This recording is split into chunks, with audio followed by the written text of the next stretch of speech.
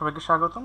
আজকের লেকচারে আমরা কথা বলবো ফ্লিপ ফ্লপের অ্যাপ্লিকেশন নিয়ে এবং বেশ কিছু অ্যাপ্লিকেশন এর কিভাবে এক্সিকিউট করতে হয়, অ্যাপ্লিকেশনগুলোর ডিজাইন নিয়ে আমরা কথা বলবো। তো আমরা একটু জেনে নিই অল্প করে যে ফ্লিপ ফ্লপের কী কী ধরনের অ্যাপ্লিকেশন থাকতে পারে আমাদের ডিজিটাল সিস্টেম বা ডিজিটাল লজিক ডিজাইন এই সাবজেক্টে। মোটামুটিভাবে বলা যায় যে প্রায় প্রতিটি কাজেই আসলে আমাদের ফ্লিপ ফ্লপের দরকার পড়ে। যেমন counting, data storing, binary data storing, data transfer from one place to another, etc. etc. Almost each and every টাস্কে আমাদের আসলে দরকার পড়ে একটা ফ্লিপ ফ্লপের। তো আমরা পরবর্তী সময়গুলোতে আসলে ক্রমান্বয়ে দেখব যে কিভাবে আমরা ফ্লিপ ফ্লপ দিয়ে এই কাজগুলো করতে পারি। তো আজকের লেকচারে আমরা মূলত কিছু অ্যাপ্লিকেশন দেখব ফ্লিপ ফ্লপের। এর মধ্যে অন্যতম হচ্ছে কিভাবে আমরা প্যারালাল ডেটা ট্রান্সফার করতে পারি, আমরা কিভাবে সিকোয়েন্সিয়াল ডেটা ট্রান্সফার করতে পারি এবং কিভাবে আমরা ডেটা স্টোর করতে পারি ফ্লিপ ফ্লপের মাধ্যমে। যেমন আমরা যদি একটু খেয়াল করি, এখানে আমাদের ফিগার নাম্বার 5.2-তে দেওয়া আছে যে synchronous data transfer operation perform by various types of clock flip flop. অর্থাৎ আমরা বিভিন্ন ধরনের ক্লক ফ্লিপ ফ্লপের দ্বারা কীভাবে ডেটা ট্রান্সফার করতে পারি। আমরা দেখেন প্রত্যেকটা ক্লক পালসে আমরা আগের ফ্লিপ ফ্লপ থেকে ডেটা নিয়ে পরের ফ্লিপ ফ্লপে আমরা কিন্তু সেটাকে স্টোর করতে রাখতে পারি এবং প্রতি ক্লক পালসে আমরা এটাকে আবার পরের যে আমাদের সার্কিট আছে সেই সার্কিটে কিন্তু থ্রো করতে পারি। এর মাধ্যমে কিন্তু আমরা প্রতি ক্লক সাইকেলে আগের সাইকেল থেকে আগের ফ্লিপ ফ্লপ থেকে ডেটা নিয়ে প্রেজেন্টলি কিন্তু স্টোর করে রাখতে পারি একটা ক্লক সাইকেল পর্যন্ত। তো আমরা প্রথমে যে জিনিসটা নিয়ে আলোচনা করব সেটা হচ্ছে প্যারালাল ডেটা ট্রান্সফার। তো তার আগে আমরা একটু এই সার্কিট ডায়াগ্রামটা একটু ভালো মতো বোঝার চেষ্টা করি। এই সার্কিট ডায়াগ্রামে মাধ্যমে আমরা প্যারালালি ডেটা ট্রান্সফার করব। প্যারালালি ডেটা ট্রান্সফার যেভাবে হয় যে আমাদের একটা সোর্স থাকে, একটা ডেস্টিনেশন থাকে, যেই সোর্স থেকে ডেস্টিনেশনে ডেটা ট্রান্সফার হয়। আমাদের এখানে লেফট সাইডে আছে সোর্স, রাইট সাইডে আছে ডেস্টিনেশন এবং আমাদের ডেটাগুলো হচ্ছে D0, D1, D2। লেফট সোর্সে আমাদের এক গ্রুপ অফ রেজিস্টার আছে, যে রেজিস্টারগুলোকে আমরা বলতেছি রেজিস্টার এক্স, এবং ডেস্টিনেশনে আমাদের এক গ্রুপ অফ রেজিস্টার আছে যেগুলোকে আমরা বলতেছি রেজিস্টার ওয়াই। এই রেজিস্টার এক্স গ্রুপের একদম বটমে যে রেজিস্টারটি আছে সেই রেজিস্টারে আছে আমাদের ডেটা আউটপুট আকারে ডেটা আসবে হচ্ছে D0। এরপরে যে ফ্লিপ ফ্লপটি আছে সেখান থেকে আসবে হচ্ছে D1। এরপরে ফ্লিপ ফ্লপ থেকে আমরা পাবো D2। দ্যাট মিনস আমাদের এই রেজিস্টারগুলো থেকে আমরা D0, D1 এবং D2 ডাটা আউটপুট আকারে পাবো। এবং আমাদের রাইট হ্যান্ড সাইডে আছে তিনটি ফ্লিপ ফ্লপ। এই তিনটি ফ্লিপ ফ্লপে আমাদের আগের এই সোর্স থেকে আমাদের ডেটাগুলো ইনপুট আকারে যাচ্ছে এবং এখান থেকে আবার আমরা তিনটা আউটপুট পাচ্ছি, Y0, Y1 এবং Y2। এখন আমরা যদি আগের লেকচারটি ফলো করি তাহলে মোটামুটিভাবে বুঝতে পারবো যে এটা কীভাবে কাজ করতেছে। ধরে নিই আমাদের D0-তে ডেটা আছে 0, D1-এ আছে 0 এবং D2-তে আছে 1। প্রতি ক্লক পালসে এইটা ইনপুট আকারে যাবে হচ্ছে আমাদের এই রেজিস্টারগুলোতে, যেমন এখানে আসবে হচ্ছে 1, এখানে আসবে হচ্ছে 0 এবং এখানে আসবে 0 এবং এরপরে এটা আউটপুট আকারে এখানে আসবে 1, এখানে আসবে 0, এখানে আসবে 0। তার মানে দাঁড়াচ্ছে যে আমরা এখানে আসলে প্যারালালি ডেটাকে ট্রান্সফার করতে পারতেছি এক জায়গা থেকে আরেক জায়গায়।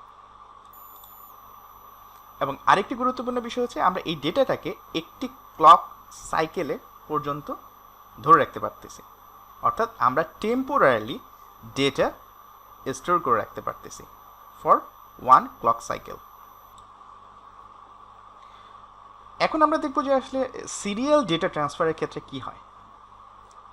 আমরা যদি এই সার্কিটটার দিকে একটু খেয়াল করি, এখানে আসলে 4টি জেকে ফ্লিপ ফ্লপ আছে। এটা একদম লেফট মোস্ট এবং এটা হচ্ছে রাইট মোস্ট। এখান থেকে আমরা আউটপুট আকারে পাচ্ছি X3 এই ফ্লিপ ফ্লপ থেকে, এখান থেকে পাচ্ছি হচ্ছে আমরা X2,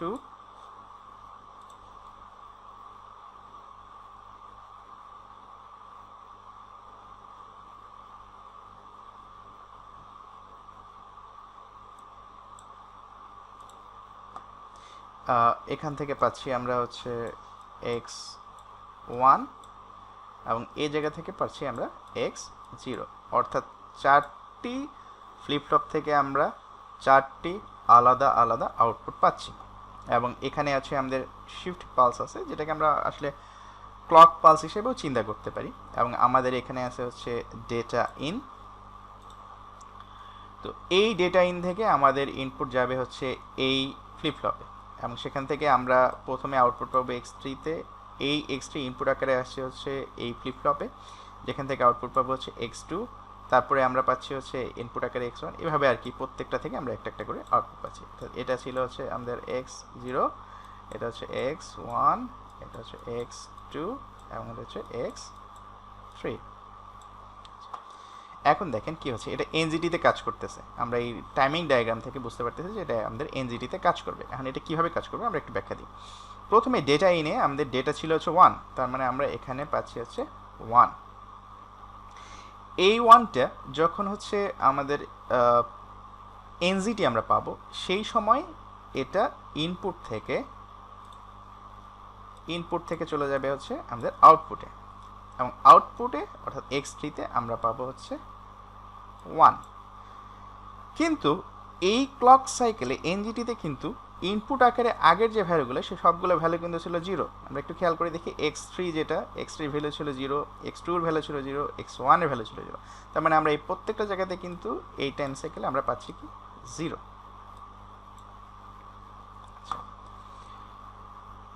এরপরের ক্লক সাইকেলে আমাদের ডেটা, এই সময়ের মধ্যে আমাদের ডেটা হয়ে গেছে 1 থেকে 0।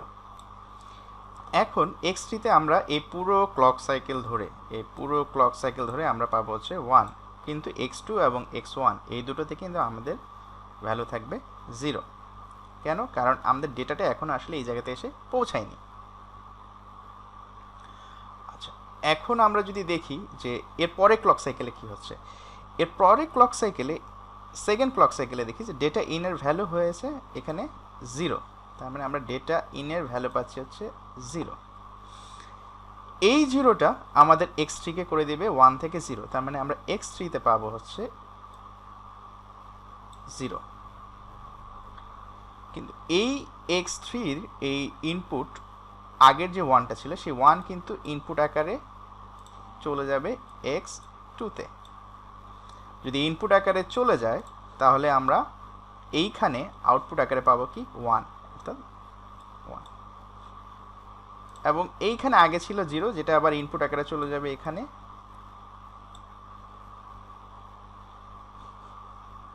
যা থেকে আমরা পাবো হচ্ছে এখানে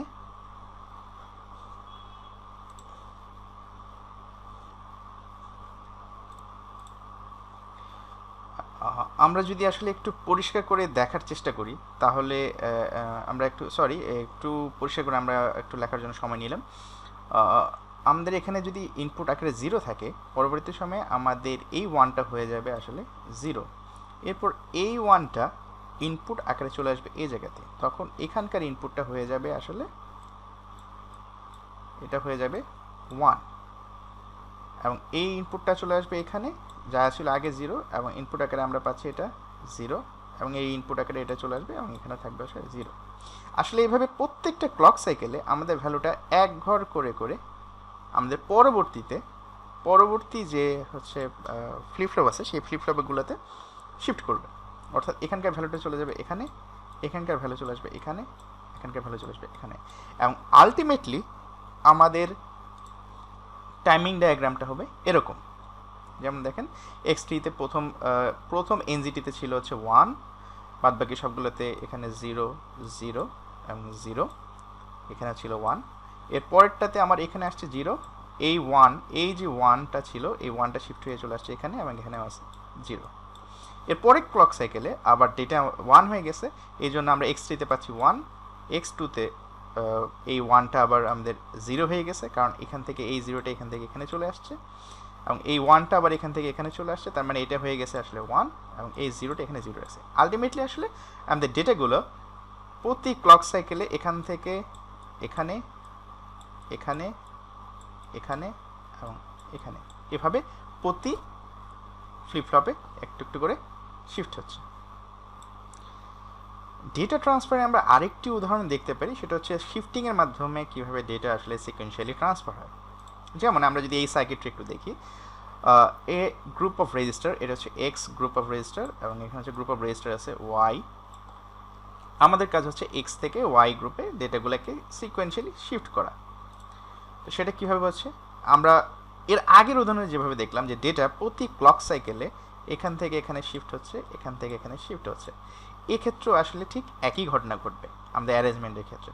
এটা এক্স রেজিস্টার গ্রুপ, এটা ওয়াই রেজিস্টার গ্রুপ। আমরা যদি এই টেবিলটাকে একটু ভালো মতো খেয়াল করি, তাহলে প্রথম পালস অ্যাপ্লাই হওয়ার আগে আমাদের ডেটা ছিল হচ্ছে 101, দ্যাট মিনস 101, x0 এর ভ্যালু 1, x1 এর ভ্যালু 0 এবং x2 এর ভ্যালু 1। এর পরে ক্লক সাইকেলে আমাদের এটা একটু আগে যে আমরা এক্সপ্লেন করলাম সেই শিফটিং প্রসেসের মাধ্যমে এই x1 চলে আসবে হচ্ছে আমার এখানে, তার মানে এটা হয়ে যাবে 1, এই 0 চলে আসবে এখানে, এটা হয়ে যাবে 0, এবং এই 1 চলে আসবে এখানে, এটা হয়ে যাবে 1। মানে হচ্ছে আমরা শিফটিং করে করে এই 1গুলোকে এর পরের রেজিস্টার বা ফ্লিপ ফ্লপ আমরা যেটাই বলি না কেন সেই রেজিস্টারগুলোতে আমরা শিফট করতেছি, এবং নেক্সট ক্লক সাইকেলে অর্থাৎ সেকেন্ড পালসের ক্ষেত্রে আমাদের এটা আরেক ঘর করে শিফট করবে। এবং কি দিয়ে শিফট করবেন আপনি সেটা ডিপেন্ড করতেছে, তার উপর ডিপেন্ড করবে যে আমাদের আগের রেজিস্টারগুলোর ভ্যালু আসলে কি হবে। যেমন এখানে আমরা শিফটিং করতেছি শুধুমাত্র 0 দিয়ে, এখান থেকে 0 পুশ করা হচ্ছে, তার মানে আমাদের এই লেফট হ্যান্ড সাইডের ভ্যালুগুলো 0 হবে এবং রাইট হ্যান্ড সাইডের ভ্যালুগুলো আস্তে আস্তে শিফটিং করবে। আফটার থার্ড পালস আমরা এখানে এই 3টা বিটের ভ্যালুকে আসলে এই 3টা রেজিস্টারে পেয়ে যাব। মানে এভাবে আমরা আসলে শিফটিং প্রসেসের মাধ্যমে ফ্লিপ ফ্লপের মাধ্যমে শিফটিং করতে পারি বিভিন্ন ধরনের রেজিস্টারের মধ্যে। এখন আমরা আরেকটি গুরুত্বপূর্ণ বিষয় নিয়ে কথা বলব, যাকে বলা হয় ফ্রিকোয়েন্সি ডিভিশন অ্যান্ড কাউন্টিং।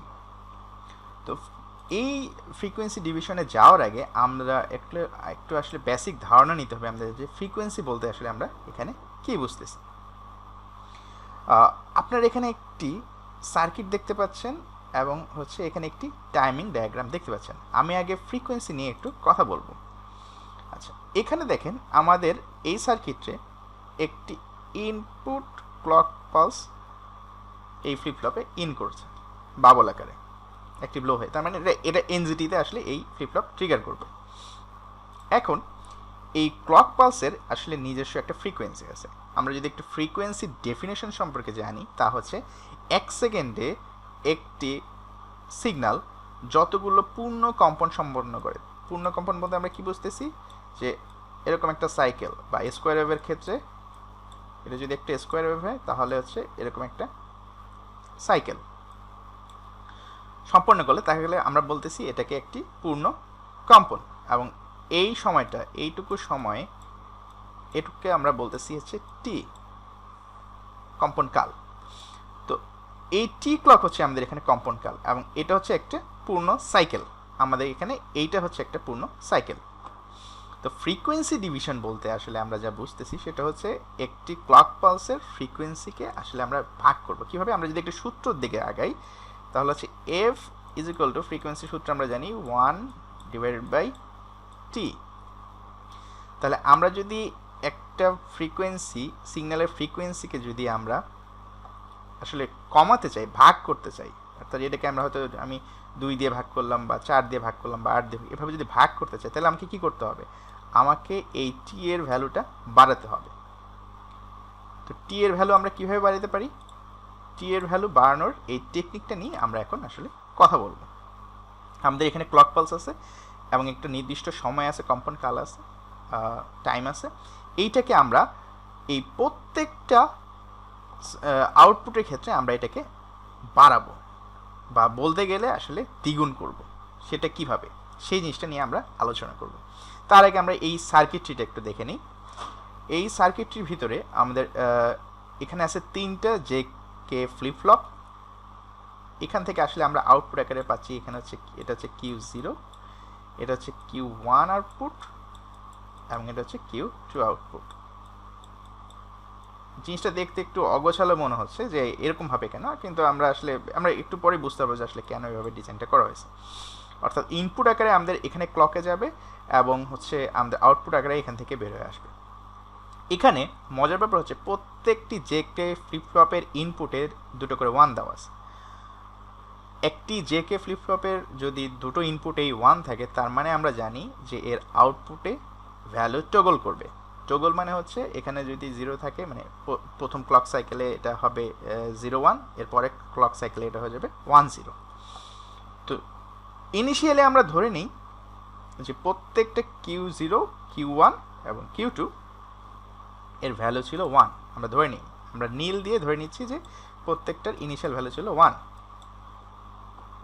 এখন নেক্সট ক্লক সাইকেলে কি হচ্ছে আমরা একটু যদি খেয়াল করি, যে Q0 থেকে আউটপুট বের হয়ে ইনপুট আকারে ঢুকেছে হচ্ছে আমাদের সেকেন্ড ফ্লিপ ফ্লপে। তার মানে সেকেন্ড ফ্লিপ ফ্লপের ক্ষেত্রে Q0 হচ্ছে আমাদের ক্লক। এখন একটা জিনিস আমরা জানি যে যেহেতু এখানে বাবল আছে, তার মানে এটা এনজিটি দিয়ে কাজ করবে। আমার এই ক্লক পালসের এনজিটি যতক্ষণ পর্যন্ত আমি না পাচ্ছি, ততক্ষণ পর্যন্ত আমার এই Q0 ভ্যালু 0 থেকে 1 হবে না, বা 1 থেকে 0 হবে না। এখন এই জায়গাতে যেহেতু আমার বাবল আছে, তার মানে এটাও আসলে এনজিটি দিয়ে কাজ করবে। অর্থাৎ এনজিটি পজিটিভ টু নেগেটিভে যখন আসবে, তখন মানে 1 থেকে যখন 0 হবে, তাহলে এইখানে আমরা যদি দেখি যে দুটো 1 আছে, কিউ এর ভ্যালু ছিল পূর্বে 1, এটা কখন 0 হবে? তখনই 0 হবে যখন সে ক্লক পালসে একটি এনজিটি পাবে। এখানে ক্লক পালসে সে এনজিটি পেল, এবং এখানে সে আসলে স্টেট চেঞ্জ করবে। স্টেট কীভাবে চেঞ্জ করলো? এই স্টেটটা চেঞ্জ করলো কি, সে 0 ছিল, 0 থেকে হয়ে গেল কি 1। তার মানে আমার ইনপুট আকারে আমি এখানে 1 পাচ্ছি। এবং এর পরের ক্লকে এই জায়গাতে সেকেন্ড এনজিটিতে, সেই জায়গাতে আমরা কি পাচ্ছি, এখান থেকে আবার এটা 1 থেকে কি হয়ে যাবে, 0 হবে। কারণ কি, এটা টগল মোডে আছে। অর্থাৎ 0 থেকে 1 হচ্ছে, 1 থেকে 0 হচ্ছে, 0 থেকে 1 হচ্ছে, 1 থেকে 0 হচ্ছে। এইখানে সেকেন্ড ক্লক পালসে সময় আমার এই Q0টা ইনপুট আকারে চলে যাচ্ছে এই ক্লকে। অর্থাৎ এই Q0 এনজিটি কোনটা? এই আমি যদি একটা সাইকেলের কথা চিন্তা করি, Q0 এর ক্ষেত্রে আমার ফ্রি সময়টা হচ্ছে এতটুকু। খেয়াল করেন, প্রথম ক্লকের ক্ষেত্রে টাইম ছিল কতটুকু? এতটুকু। কিন্তু সেকেন্ড ক্লকের Q0 যখন ক্লক হিসেবে কাজ করতেছে, তখন তার পর্যায়কাল কতটুকু বেড়ে যাচ্ছে? দ্বিগুণ হয়ে যাচ্ছে। এবং এটা হয়ে যাচ্ছে তার এনজিটি। এই এনজিটির সময় আমার Q1, এই Q1 এর ভ্যালু 0 থেকে 1 হয়ে যাবে। এবং মজার ব্যাপার হচ্ছে এই Q1 আবার ক্লক হিসেবে ইনপুট আসছে এর পরের ফ্লিপ ফ্লপে। তার মানে এটা তখন আসলে কি হিসেবে কাজ করতেছে? ক্লক হিসেবে কাজ করতেছে। কার জন্য? ফ্লিপ ফ্লপ 3 এর জন্য, অর্থাৎ এটার জন্য। এখন Q2তে দেখেন, খেয়াল করেন, আগের মতোই ঘটনা করবে। এখানে তার পর্যায়কাল আরও দ্বিগুণ হয়ে যাচ্ছে। অর্থাৎ এটাকে যদি আমি ধরে নিই 1 সেকেন্ড, তাহলে এটা হচ্ছে 2, এটা হয়ে যাচ্ছে 4, এবং এটা হয়ে যাচ্ছে 8। অর্থাৎ তার জন্য পর্যায়কাল, সেকেন্ডটার জন্য পর্যায়কাল হচ্ছে এতটুকু, এবং থার্ডের জন্য পর্যায়কাল হচ্ছে এতটুকু। অর্থাৎ এখান থেকে আমরা কি বুঝতে পারতেছি যে আমাদের প্রতি ক্লক সাইকেলে আমরা যে ইনপুটগুলো পাচ্ছি, সেটা আসলে আগের ফ্লিপ ফ্লপের আউটপুট। তো আগের ফ্লিপ ফ্লপের আউটপুট পাওয়ার জন্য আমার একটা ক্লক সাইকেল অপেক্ষা করতে হবে। তার মানে কি, তার হচ্ছে ফ্রিকোয়েন্সি, যেটা ক্লক ফ্রিকোয়েন্সি, সেটা প্রতি ক্লক সাইকেলের জন্য এটা দ্বিগুণ হয়ে যাচ্ছে, এবং ইনপুটগুলো আমরা আসলে সেই ফরম্যাটে পাচ্ছি। প্রশ্ন হচ্ছে, এই ফ্রিকোয়েন্সি ডিভিশন দিয়ে আসলে আমাদের লাভটা কি, বা আমরা আসলে কি করতে যাচ্ছি? মূলত আমরা আসলে এখানে বিভিন্ন ধরনের সিকোয়েন্স নিয়ে আসার চেষ্টা করতেছি। খেয়াল করে দেখেন, আপনি যদি এই Q0, Q1 এবং Q2 এই তিনটাকে যদি আপনার টেবিল আকারে আমরা সাজাই এভাবে, যে Q0, Q1 এবং হচ্ছে Q2, তাহলে আমরা ধরে নিয়েছি যে ইনিশিয়াল অবস্থা যখন শুরু হচ্ছে আমার কাউন্টিংটা, বা হচ্ছে আমার ফ্লিপ ফ্লপগুলো, তখন ইনিশিয়াল অবস্থা আমার প্রত্যেকের ভিতর ভ্যালু ছিল কত? 0 0 0, ধরে নিলাম আমি 0 ছিল। এর পরে ক্লক সাইকেলে গিয়ে আমার এই 3টা 0 0 0 0 পরে ক্লক সাইকেলে এটা টগল করবে। কখন টগল করবে? প্রথমটার জন্য করবে হচ্ছে ফার্স্ট ক্লক পালসে, তার মানে এটা হচ্ছে 1। কিন্তু এই ক্লক পালসের ইম্প্যাক্ট এখনও কিন্তু এই দুটোর উপর পড়েনি। কেন? কারণ হচ্ছে Q0 ক্লক হয়ে আসছে Q1 এর ক্ষেত্রে এবং Q1 ক্লক হয়ে আসছে Q2 এর ক্ষেত্রে। তার মানে কি তাকে কয়টা ক্লক সাইকেল ওয়েট করতে হবে? তাকে এইটার জন্য আমাকে 4টা ক্লক সাইকেল আর এটার জন্য 8টা ক্লক সাইকেল ওয়েট করতে হবে। আচ্ছা, তার মানে এখানে আমরা আউটপুট আকারে কি পাবো? 0 0। এর পরে কি হবে? এর পরের বারে যেটা হবে যে এই 1টা কিন্তু টগল করে আবার 0 হয়ে গেছে। তখন এই 1 বা এই যে ইম্প্যাক্ট তার ইনপুট আকারে এসে যে আসলো, এইটা আসবে তার তখন হচ্ছে এই টাইমে, অর্থাৎ তখন এখানে 1 আসবে। অর্থাৎ আলটিমেটলি আমরা কি পাচ্ছি? আলটিমেটলি এখানে আমরা হচ্ছে দুটো করে 1 পাবো এবং 1 0। অর্থাৎ এখানে আমার প্রতি ক্লক পালসের ইম্প্যাক্ট আমি হচ্ছে প্রতি সাইকেলে পাচ্ছি। এইখানকার ইম্প্যাক্টগুলো আমি হচ্ছে প্রতি 2 সাইকেলে পাচ্ছি এবং এখানকার ইম্প্যাক্টগুলো আমি প্রতি 4 সাইকেলে পাচ্ছি। অর্থাৎ প্রতি 4 সাইকেল পরপর এটা টগল করতেছে, প্রতি 2 সাইকেল পরপর এটা টগল করছে এবং প্রতি সাইকেলে এটা টগল করছে। এর মূল কারণ যেটা, মূল কারণটা হচ্ছে আসলে ক্লক। আমার ক্লক কিউ এর ক্ষেত্রে সরাসরি ইনপুট আসছে, Q0 ক্লক হয়ে গেছে হচ্ছে Q1 এর এবং Q1 ক্লক হয়ে গেছে Q2 এর। এবং আমরা জানি ক্লক তখনই টগল করবে যখন সে আসলে অ্যাক্টিভ লো ভ্যালু পাবে, অর্থাৎ এনজিটি পাবে, যেটা আসলে এখানে বোঝাচ্ছে হচ্ছে 1 থেকে 0। এখানে 1 থেকে 0 জন্য আসার পরে আমরা এখানে আমাদের এই Q1 টগল করতেছে। আশা করি ব্যাপারটা আপনাদের কাছে পরিষ্কার হয়েছে। তো এই টেকনিক অ্যাপ্লাই করে আমরা কিন্তু একটা খুব চমৎকার কাজ করে ফেলেছি। সেটা হচ্ছে আমরা কিন্তু কাউন্টিং শিখে গেছি। কিসের মাধ্যমে? ফ্লিপ ফ্লপের মাধ্যমে। দেখেন আমরা আউটপুটগুলোকে যদি একটু সিকোয়েন্সিয়ালি সাজাই তাহলে কেমন দেখা যাচ্ছে? 0 0 0, যেটা বলতে আমরা বুঝি হচ্ছে ডেসিমেলে 0, 0 0 1, তার মানে এটা হচ্ছে 1, 0 1 0, তার মানে হচ্ছে 2। এভাবে আমরা বাকি কাউন্টিংগুলো আমরা শিখে গেছি। এবং মজার ব্যাপার হচ্ছে একটা নির্দিষ্ট সময় পর পর এই কাউন্টিংগুলো কিন্তু আবার রিসেট হচ্ছে। অর্থাৎ এই 8 সাইকেল পর, ক্লকের 8 সাইকেল পর এটা আবার কি হচ্ছে? আবার এটা 0-তে আসতেছে এবং আবার এটা হয়ে যাচ্ছে 1, আবার এটা হয়ে যাচ্ছে 2। এটা কেন হচ্ছে? কারণ হচ্ছে আমাদের এখানে নাম্বার অফ ফ্লিপ ফ্লপের সংখ্যা 3। তার মানে আমাদের এখানে কাউন্টিং আমরা কতগুলো সিকোয়েন্স পাবো? সেটা হচ্ছে 2 টু দি পাওয়ার n। আমাদের ক্ষেত্রে n এর ভ্যালু হচ্ছে আমরা এখানে n পেয়েছি হচ্ছে 3, তার মানে হচ্ছে 2 to the power 3 is equal to আমরা পাচ্ছি 8। তার মানে 8টা সিকোয়েন্স পাচ্ছি, যেটা হচ্ছে 0 টু 7 পর্যন্ত। আমাদের এখানে যদি আমরা আরেকটি যদি ফ্লিপ ফ্লপ অ্যাড করতাম, মানে এখানে যদি আমরা আরেকটি ফ্লিপ ফ্লপ অ্যাড করতাম, এখানকার ইনপুট যদি আমরা এখানে ক্লক হিসেবে দিতাম এবং এখান থেকে যদি আউটপুট বের করতাম, তাহলে আমরা এখানে আসলে n এর ভ্যালু হতো 4। অর্থাৎ আমরা মোট 16টা সিকোয়েন্স পেতাম, যেটা হচ্ছে 0 1 থেকে শুরু করে হতো 15 পর্যন্ত। তো আমরা একটু যদি রিক্যাপ করি আজকের লেকচারে কি কি দেখলাম। তো শুরুতে আমরা দেখলাম হচ্ছে ফ্লিপ ফ্লপের অ্যাপ্লিকেশনগুলো কি। আমরা দেখলাম যে বিভিন্ন ধরনের অ্যাপ্লিকেশন আছে, যেমন হচ্ছে counting, storing, data transferring, temporary data store, এই জিনিসগুলো আমরা দেখলাম। এরপরে আমরা দেখলাম হচ্ছে কিভাবে আমরা ডেটাকে টেম্পোরারিভাবে স্টোর করতে পারি, কিভাবে প্যারালাল ডেটাকে আমরা ট্রান্সফার করতে পারি রেজিস্টারের মাধ্যমে এক জায়গা থেকে আরেক জায়গায়।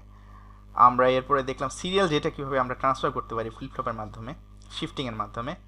আমরা এখানে কিছু শিফট অপারেশনও দেখলাম যে কীভাবে রেজিস্টারের মাধ্যমে আমরা ফ্লিপ ফ্লপ ইউজ করে শিফট করতে পারি ডেটা, শিফটিং অপারেশন।